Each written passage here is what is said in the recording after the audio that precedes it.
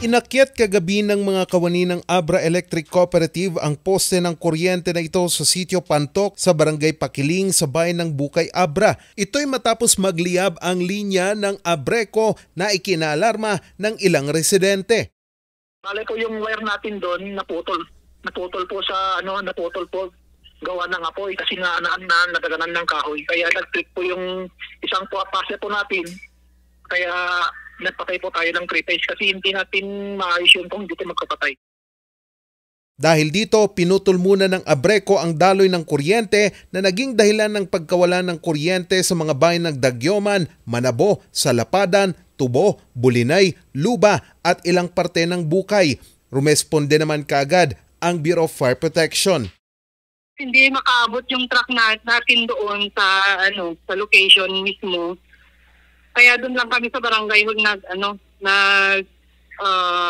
pumirme, pumunta, nakaabot.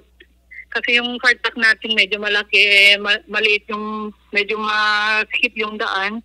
Saka may mga mababang wire ng kuryente.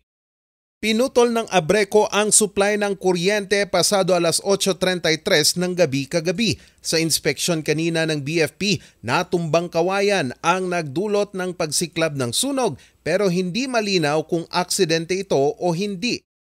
Agpor kayo, mantikay kayo, agtukan kayo, wayayo lang nga po nga umay danon ti opisina ti Bukay poblasyon makuang kayo masisang kayo maiwasan tayo disgrasya kung dati pinagawan ti kuryente. Naibalik din ang supply ng kuryente bago mag-alas 10 ng gabi kagabi.